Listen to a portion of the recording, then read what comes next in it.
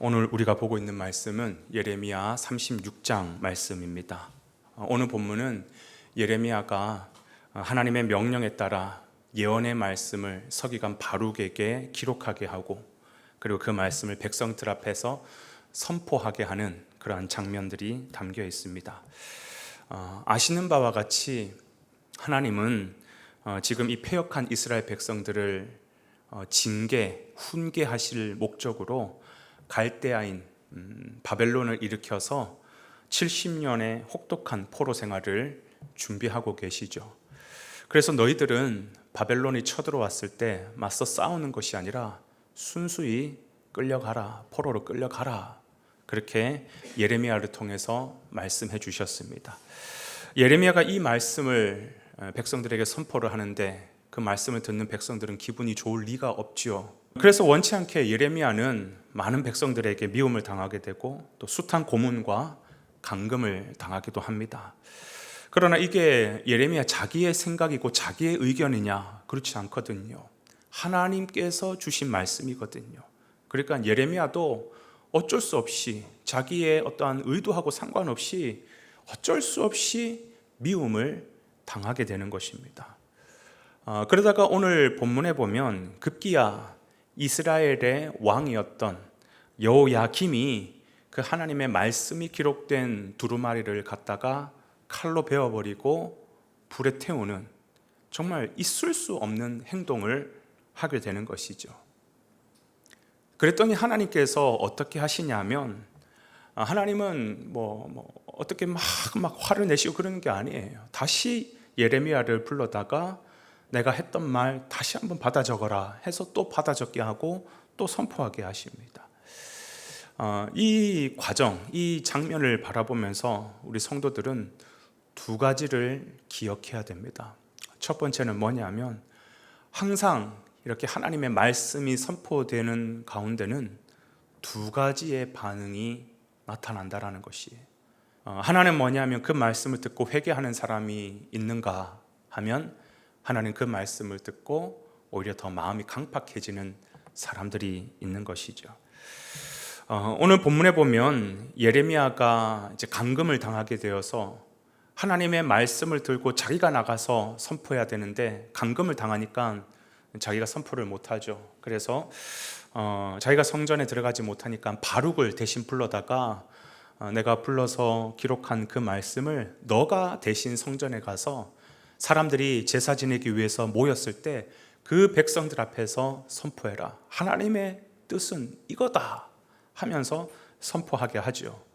그랬더니 그 말씀을 듣는 고관들, 관리들은요, 이 이야기를 듣고 오히려 그 마음에 뉘우칩니다. 회개를 합니다. 그런데 그 말을 들었던 왕은 두려워하기는커녕, 그래? 그게 하나님의 말씀이라고? 야, 누가 높은지 내가 한번 보여줄게. 그 하나님의 말씀 가지고 와봐. 그리고 읽어봐. 그래서 한 구절 한 구절 읽을 때마다 한 구절 한 구절 칼로 싹싹 베면서 그 두루마리를 그 화랫불에 불태워버립니다. 하나님께서 어떻게 하느냐? 하나님께서 다시 그 말씀을 기록하게 하고 다시 선포하게 하지만 그 다시 기록된 말씀 안에는 어떤 내용까지 이제 첨가가 되느냐 하면, 그렇게 하나님의 말씀을 자르고 불태웠던 여호야김을 하나님께서 심판하시는 그 이야기까지 담겨져 있는 거죠. 이게 사실 어떻게 보면 당연한 이야기입니다. 하나님의 말씀이 선포되는 곳에는 항상 두 부류의 사람이 있어요. 회개하는 사람이 있는가 하면 강팍한 사람이 있죠. 어떤 사람이 복받은 사람일까요?